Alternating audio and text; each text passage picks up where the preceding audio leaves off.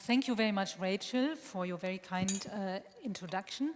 Our panel will focus on securing our democracies against cyber attacks, and we will also talk about all the topics that Patricia, Celia, and Haya already mentioned.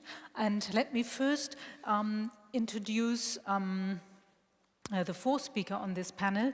So welcome, Dr. Nadia Kowalczykova, here on.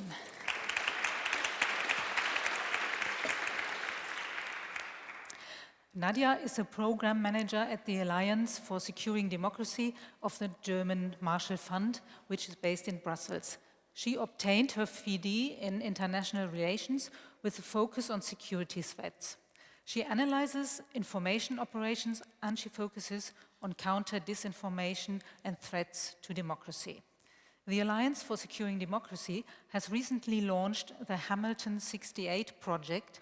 I found it quite interesting. This project tracks Twitter activity linked to Russian disinformation operations in real time. And I had a look at this website, and it's really interesting to see what's happening there. So Nadia, let's start with the Hamilton example. How did Hamilton help to counter Russia in meddling in the US midterms elections? Sorry. Thank you for the introduction, Donata.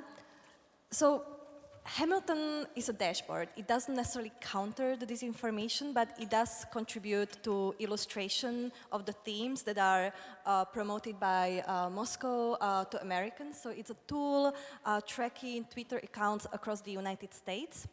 It's focusing on the behavior of the network of the accounts overall, rather than specific trolls that might be trending certain issues. So, for example, during or prior or even after the midterm elections, we can see spikes in activities and certain themes that are being promoted more during certain days. So what we have observed and we see is that Russian disinformation is not necessarily influencing election, but it's influencing the electorate on a daily basis through trending these specific topics that undermine the democratic institutions, that contribute to amplifying the divisions that already exist. So they always try to promote even more the messages that are already the most divisive social political issues within the certain context, including the midterm elections. Even now, if you check the trending themes in the last 24 hours, these issues are not changing so quickly. They're just bringing the same issues over and over, so kind of repetition of the refugees, immigrants, Ukraine, divisions between Europe or US that they want to portray that they are there. So the tool allows for people to be more aware of this, to be able to see common traits of this accounts of these topics. One of them or several of them that we have identified is excessive hashtags. So they're trying to increase the outreach, or they are trying to be more human. So they are trying to relate to people by saying, proud father of this daughter, I have noticed this and that. So they're appealing to people, and we want people to be aware of that, to be able to distinguish it, to identify it, and therefore be much more educated about it, and counter or not absorb this information automatically, and the midterm elections were the same. And how could this becoming more aware of what's actually going on in the networks provide a stepstone to a wider toolkit to better understand cyber attacks and to sort of block them? So we are at the same time, actually, the Hamilton 68 is going to be upgraded very soon. So there is a new version coming up very shortly. We are also working on another tool, and that's exactly what you're saying. at the GMF, within this initiative of the Alliance for Securing Democracy, we believe it's disinformation, information operations is only one of the issues from the bigger kind of package of problems, including malign finance, economic coercion, energy security, and issues related to each other. For example, one of the issues that very clearly shows the interconnections was the case in Estonia in 2007 when the bronze soldier statue was relocated from Tallinn, from the city center to the outskirts of the city, and because it reminded many Estonians of the Russian oppression, while the very strong Russian minority in Estonia opposed it, and there was an outbreak of riots, and this led also to internet and social media kind of attacks and other attacks on the essential electronic infrastructure, and also in the online space but offline space of different attacks. So we could see how the government, civil society, commerce, and all kinds of issues came together because of these tensions, but because also the increased influence of the internet, of the online disinformation or interference efforts by Russia in this case. So we see it's a toolkit of several things that they combine at the very same time, the real time, and that amplifies the effect. Yeah. Thank you, Nadia, so far. Haya, you talked about the difficulties and the dangers that are stemming from centralization of communication. We see that on social networks like Facebook and Twitter. And we saw during the midterm elections in the US that Facebook and Twitter did actually delete accounts that tried to influence the electorate. As an expert for technical solutions, did these companies do enough to defend their networks from hate speech and to protect the elections against trolls and against rumors, or could they do more? One, it's not just the social networks, it's also the way internet infrastructure works. Servers can be monitored, traffic can be redirected, so it's not so easy. Now, when it comes to social networks, we know that in some cases they even participate with security and collaborate with security agencies, some willingly, some unwillingly. And it's not just Russia, right, that wants to have control over the information, over the public opinion. It's also other governments. And China wants to have presence in the field, in the ecosystem here. Russia very much wants to influence it, but also other countries, other allies. That's natural. We have this digital era nowadays. We don't have so much focus on physical spies, but more on collecting intelligence over the internet. And in Germany, for instance, during the recent elections, there is evidence of traffic hijacks to, as I mentioned, to servers of different parties, some SPD and others AfD, by Eastern Europe. So there is not much one can do to protect itself unilaterally. And whether the social networks do enough, it was mentioned that it's huge amounts of data. It's not so easy, it's not so trivial to immediately identify what is fake news and what is not. And how do you define even fake news? What is fake news? Fake news is subjective opinion. So there is a lot of effort. Whether it's enough, it's very difficult to judge, but a lot is invested in it. Many tools are developed. Could you perhaps just be a bit more specific about one or two tools, so just that we as non-technicians could perhaps understand a little bit better what it's about? Yeah, okay. So for instance, propagation of fake news in social media. You don't necessarily have to even make a post. You can post a link in comment section to a website which you set up where you distribute fake news. And how can one detect whether it's fake or whether it's real? Of course, you can. Most people will, when they read something that is written, they accept it as a rule. people which have more knowledge about disinformation that exists nowadays would typically check against multiple sources, would go to websites which are established, like established websites, news like BBC, CNN, others, and compare whether it appeared there. Now, which tools exist? There are tools. We also build such tools, websites where you can provide a link of a specific website, and they will give you a percentage of credibility of the news that appear on that website. But again, it's not so easy, it's not so trivial. There are many fake news which are very easy to identify because they're written in a specific language. But if this is done professionally, it's much more difficult. And some companies, this fake news are used also for financial benefit. Some companies were destroyed by fake news that were published, and some elections were affected, as we know, by fake news that were published.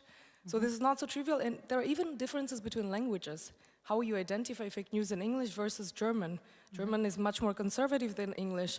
So in German, detection rates are higher than in English, and so on. So there are tools. Still, there is a lot of work to be done. Yeah, thanks. Patricia, filter bubbles. We had this topic in this morning. And they function also for terrorists and for Islamists, etc., etc. But they have only become possible because search engines like Google are functioning like they are functioning, that they're only showing to people certain results that fit their mindsets.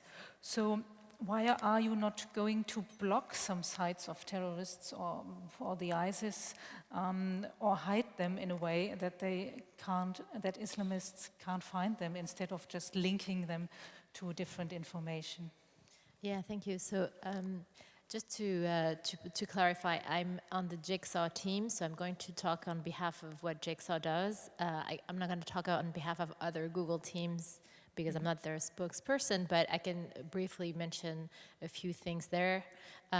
So there are different aspects to radicalization and people being able to access propaganda. The first thing is that obviously Google and YouTube, in search and other platforms of Google, there are several efforts that have been taken to remove sites that have been identified as illegal terrorist organizations. So Google and YouTube have regularly published blog posts about what we're doing to remove those organizations.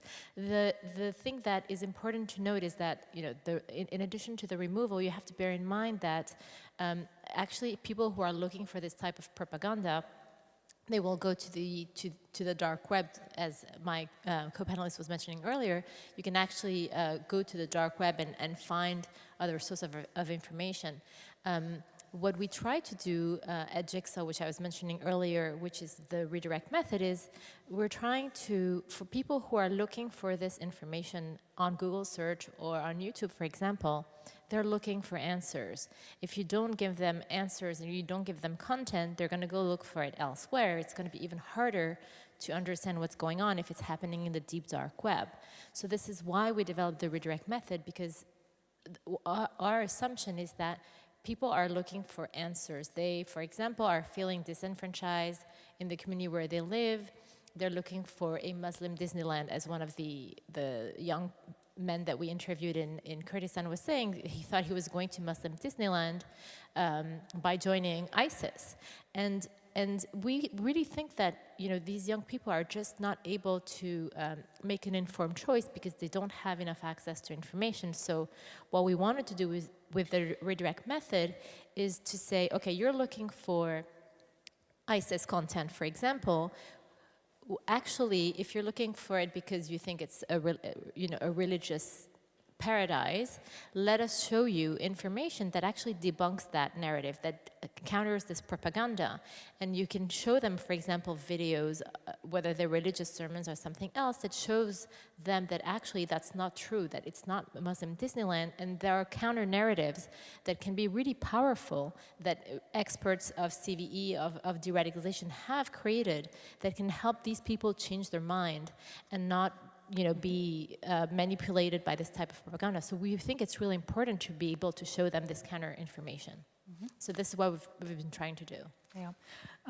Nadia, I just want you bring you in at this point, because who's going to decide what kind of information somebody should see if he goes to a certain web page? I mean, I think we can all agree that it's fine if some ISIS propaganda is sort of countered with some different information about what's going on.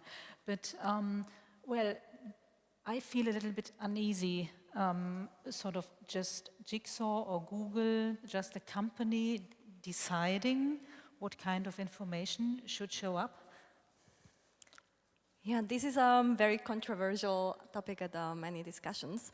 At the WIIS.de level of information that we have gathered and in our analysis, we are much more focused on tracking the behavior rather than encouraging any type of censorship of the information as such. We provide and illustrate the topics to give resource of information that can be used to distinguish what is true, what is false, and show certain traits of patterns and narratives and frameworks being used to disseminate this information. With the intention to destabilize the societies, especially the transatlantic community that we focus on. But who should decide? Well, we also have at the European Union, we know there are a lot of efforts to do these fact checkers initiatives to, unfortunately not in real time, but close to it, try to identify, although many times in the news cycles or information space it might be too late.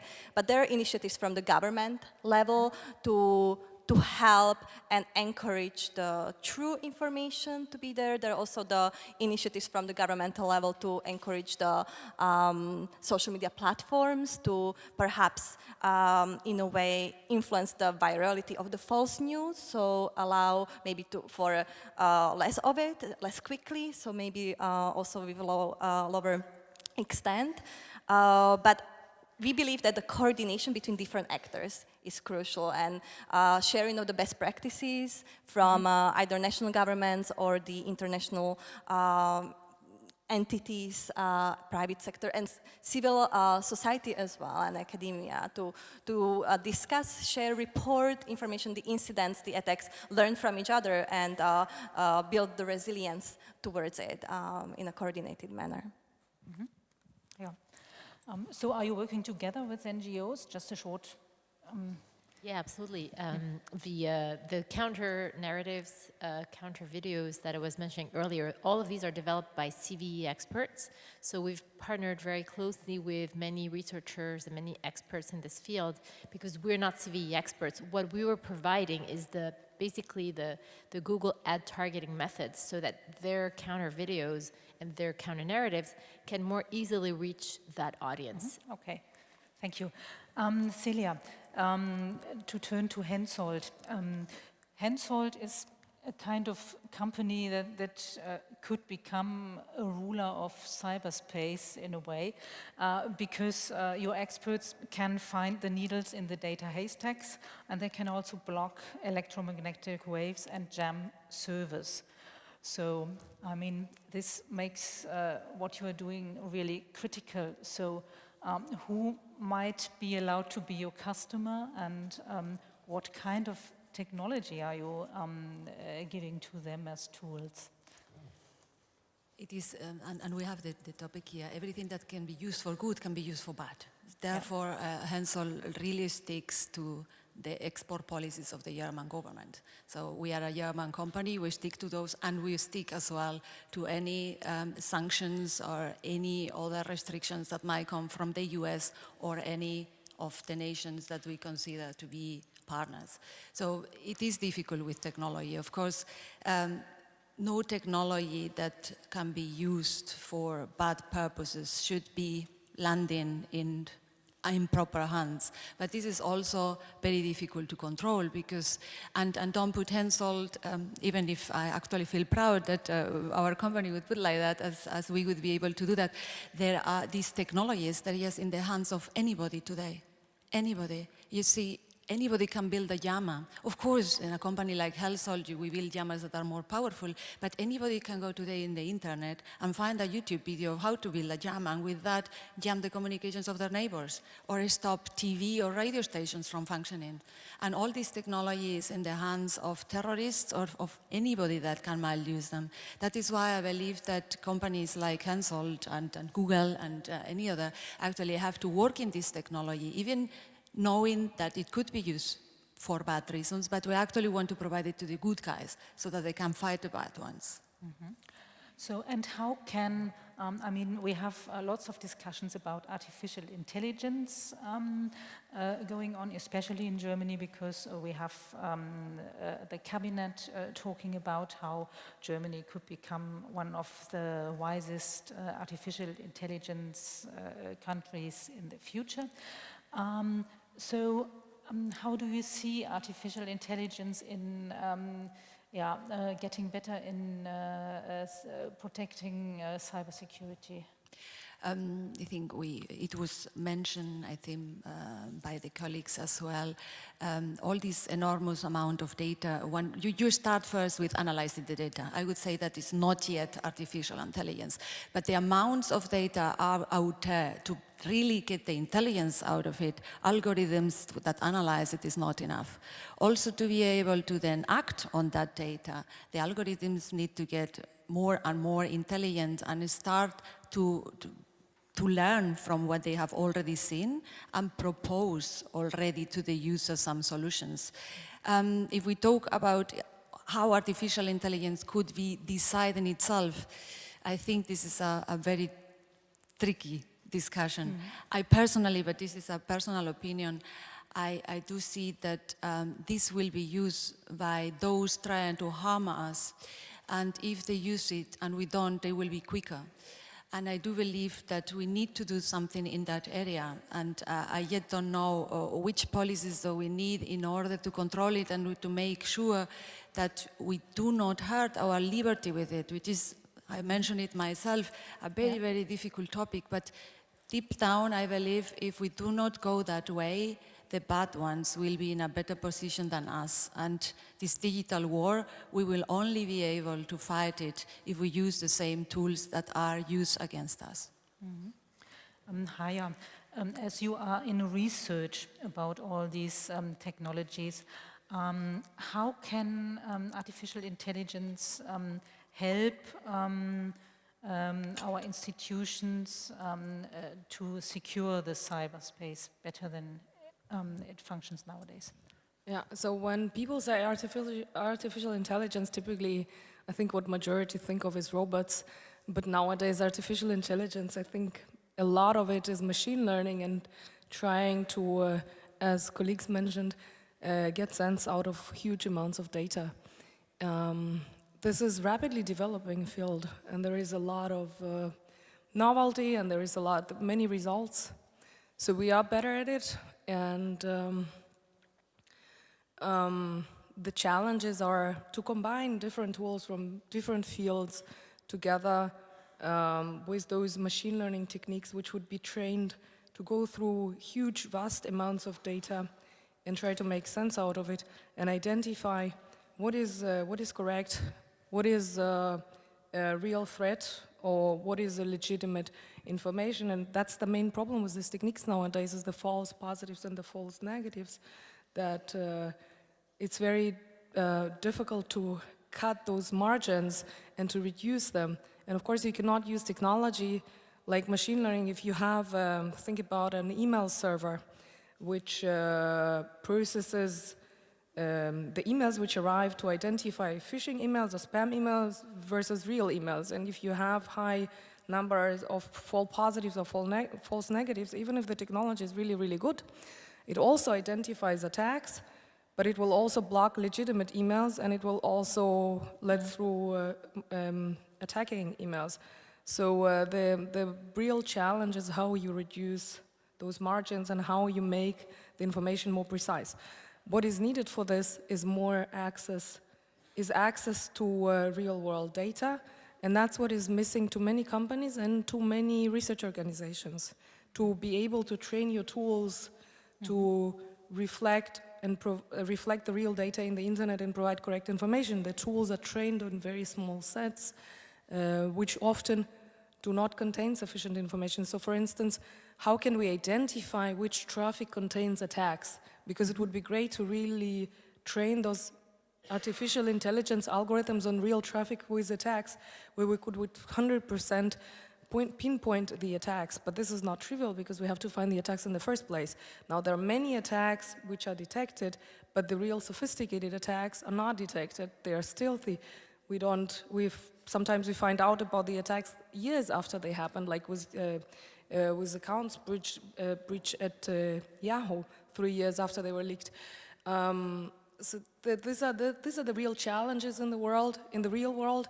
Algorithms exist, but of course they're being improved, and we need data to train them better. We need to be able, with 100% certainty, to say this data contains attack traffic, so that we could confirm indeed that our algorithms work and identify this, and we need to have traffic which we know for 100% that contains no attack traffic, and it doesn't matter which attack traffic is meant, whether it's fake news or it's botnets or other attacks. Mm-hmm. I saw you nodding, you too. So perhaps you would like to comment on that. Yeah, just a comment. You see myself nodding because Hensol also works in security, but defense, and exactly these tools that we provide are tools that are used by our customers, and this data is obviously not our data, and our customers do not want to share this data because it is not something that anybody should be sharing. But at the same time, if we don't have the data, we will never get to be able to develop the algorithms that will be able to identify what are the threats on it. And here I'm talking not only about social media data or data, but just also when you go into a war scenario and there are raiders from different countries and we cannot get this data that is collected in the missions, then this makes it more and more difficult to be able to work with the data. That is why this new digital war really poses many challenges at all levels for all of us, not only of how to deal in society with it, but also how to deal within industry and the governments in order to be able to face those challenges. Mm-hmm. Patricia. Yeah, so I think what my two co-panelists just mentioned is really important. And one thing I want to clarify, though, is that when we say data, people generally freak out. They're like, okay, you want our data. You want information about us, so you can track us as Big Brother. But when we talk about data for artificial intelligence and machine learning purposes, what we mean is just examples. It's basically examples of the good and bad behaviors that we're trying to build algorithms for detection. So for example, what I was mentioning earlier is that one of our efforts is, can we try and have healthier debates online? Can we have people share perspectives and points of views and have a really healthy debate about tough political or societal issues without screaming at each other, being very hateful or being very violent in their comments? And one of the tools that we've tried to use for this is machine learning, is basically trying to train algorithms to be able to detect what is a toxic or hateful comment as a needle in a haystack among millions of other comments, and that would help moderate the comments in a much faster way. And in order to do that, we need to have a lot of examples of good and bad comments. An example of a good comment on a topic that's tough, and an example of a hateful comment. And the more we have examples, the more the algorithms will be good at detecting what's good and bad. But we can only do that if we have millions and millions of examples of comments. But if we say we're looking for data, people are going to freak out and say, oh, you want my data. But that's not exactly what we mean by data. We just mean examples, basically. Mm-hmm. And this is what we've been trying to do with Perspective, which is our machine learning technology for improving moderation of comments. Mm-hmm. Thank you. Before I now put a question to all of you about war scenarios, I'd like to encourage you to think about one or two questions that you might have here for the panel, that so that you could come in then as well. What I read recently on the internet was that Brad Smith, the chief corporate counselor of Microsoft, warns all of us that cyber war is no longer a possibility, but has already begun. He states that 1 billion people already have become victims of cyber attacks. The question I'd like to put for you is, should Western democracies strike back against cyber warriors, and if so, how?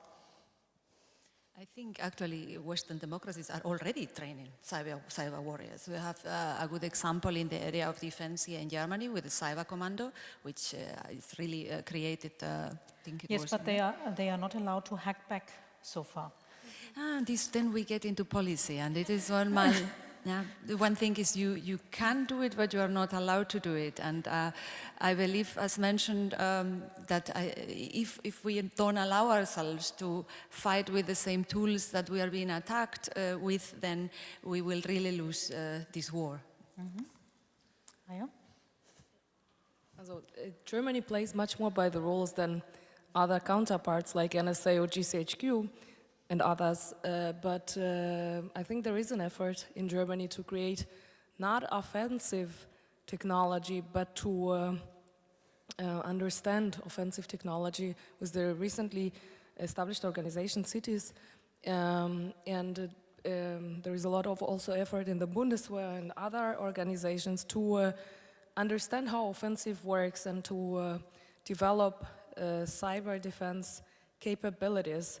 And to develop cyber defense capabilities, you really have to understand offensive. If you don't understand offensive, you can't really protect yourself. I think in Germany, it's slowly dropping. It's different than in the US because of the privacy laws, which are different. In the US, for instance, people are willing to sacrifice, or Israel, people are willing to sacrifice much more in privacy to gain security. This is not so in Germany. So it's much more difficult to develop cyber tools or to learn about offensive cyber. But nevertheless, there is an effort, and I don't think cyber capabilities-wise Germany is behind any of those countries. The question is really what is allowed and how do we get around it to still develop this capacity and to still train experts and to still have the technology. Now, this cyber warfare that you mentioned, it goes on. It's not how the Western societies, like was mentioned, can protect themselves. The Western societies are participating actively in it. Of course, not just China and Russia and others, also the US and so on. So I think in Germany what needs to be done is we need to find ways how we utilize and use what we have, the infrastructure that there is, the knowledge that there is. There are great experts in Germany, and cyber-wise we have the knowledge. We just need to translate them in tools which would comply with the law, nevertheless allow Germany to obtain intelligence, who attacks us, who monitors our information, and who tries to influence our lives.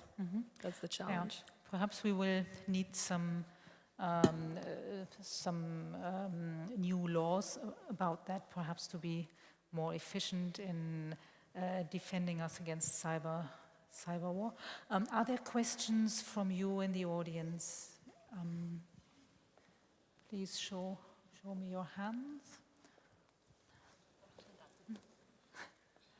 Why don't I start with a question to Nada.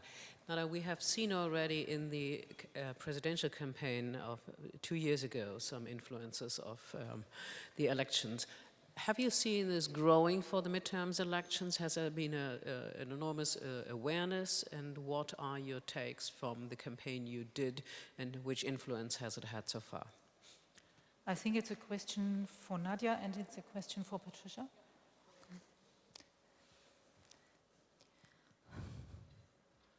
There have been several legislations since 2016 and tools and measures taken. So in 2016, we saw that there were almost 126 million Americans reached through social media disinformation campaign.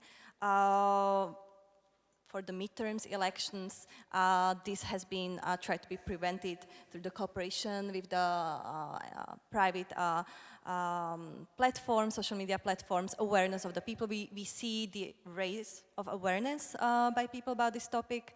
There has been much more investment into the initiatives to counter disinformation, and I think that tools like Hamilton 68, but also other tools, exposed the disinformation efforts to the extent that people were more aware and more prepared to distinguish between the narratives and know better certain narratives, and therefore are better equipped to identify but also perhaps dismiss the false information that they are given by media.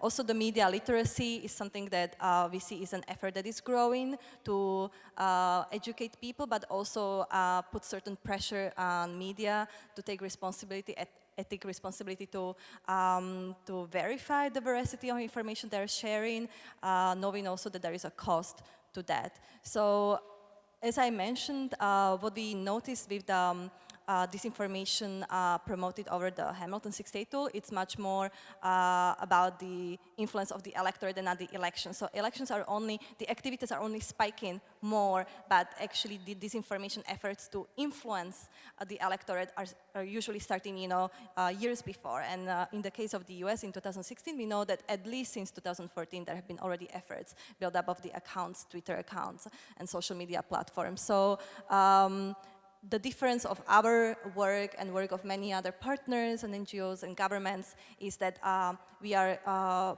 putting pressure with the exposure to dilute the effects of this information on civil society and people. Mm-hmm. Patricia? Nada's response was very complete, but I can just say that from the Google point of view, we've obviously done a lot on this, and it's obviously a very hard and large problem. Disinformation and misinformation are actually a kind of umbrella term that covers a lot of different things. There's pieces of information that are actually false stories. There are things that are organic but that are manipulated to spike basically and spread virally through artificial means.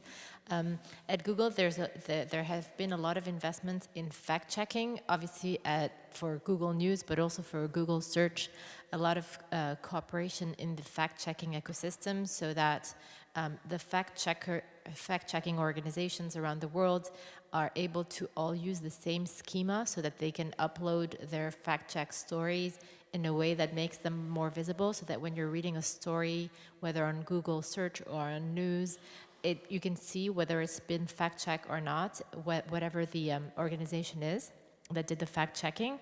There's also a lot of effort into ensuring that readers know what are the sources. When I'm reading something that's been published by a website, can you give me more information about the credibility of that specific source?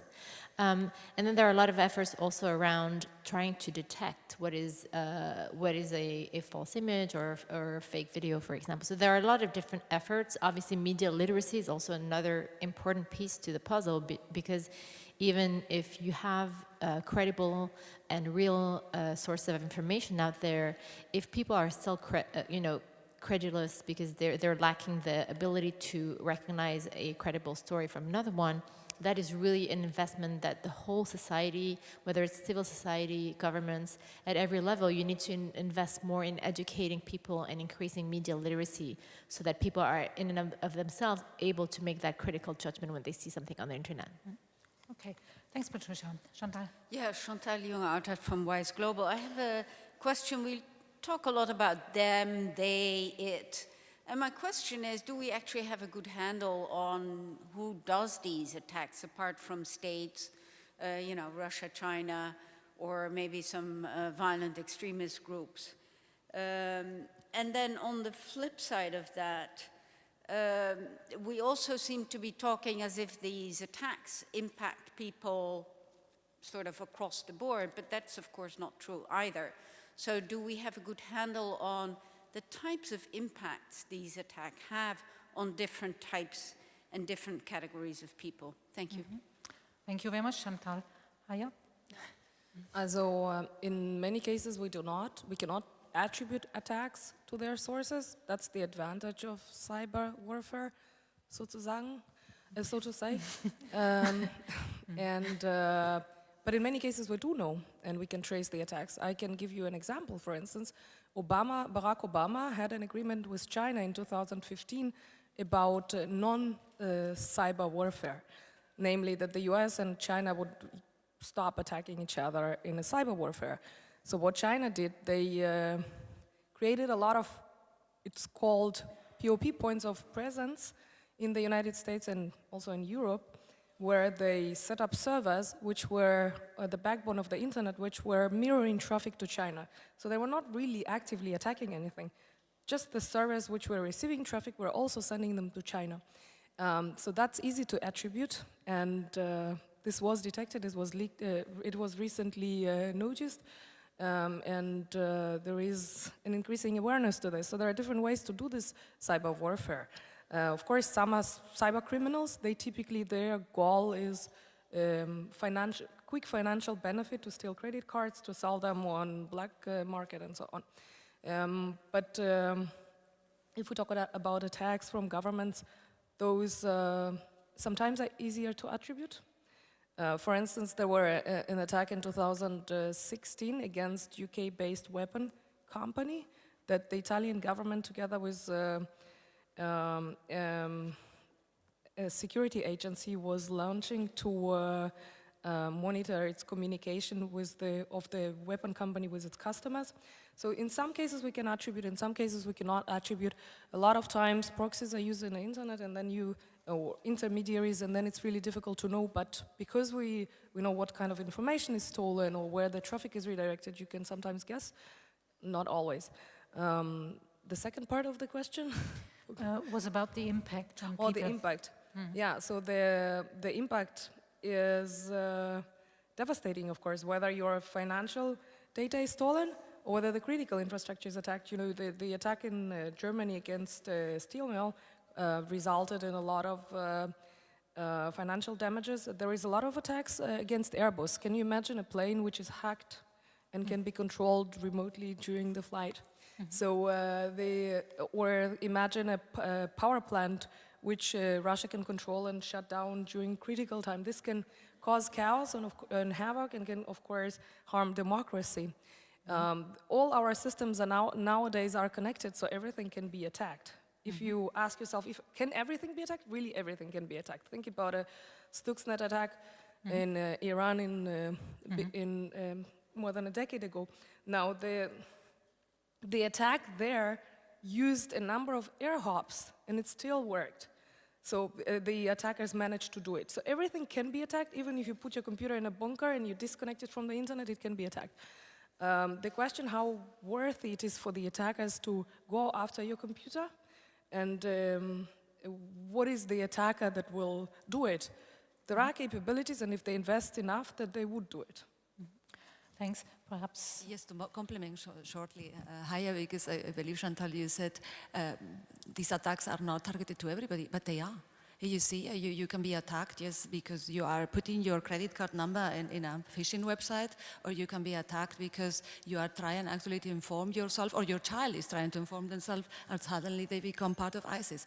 And I do see that the different levels of attacks have different impacts. Well, I thought you would perhaps comment on the Airbus example, because Hensoldt used to be an affiliate of Airbus, so perhaps Exactly. How are the Airbuses protected so that they don't fall down? Actually, Airbus does protection for Hensoldt now. I mean, maybe even doing publicity for Airbus. I think Airbus learned a lot from that, and they have their own security center. So nowadays, I think there is no company in the world that doesn't take cybersecurity seriously. Mostly companies like us, that when any secret comes out, it might not only damage the company, but also our governments and our society.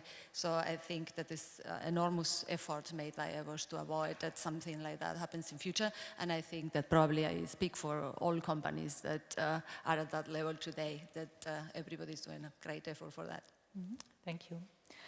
Yeah, I fear I'm running out of time, Rachel. Yeah. So we are in the midst of the discussion about cybersecurity and cyber warfare. Of course, we could have also discussed the problem of having autonomous weapons perhaps in the new wars, and this is another threat to our security. But we can't do every aspect of cybersecurity in 45 minutes. But at least we've tried, and we've discussed some of the very important aspects.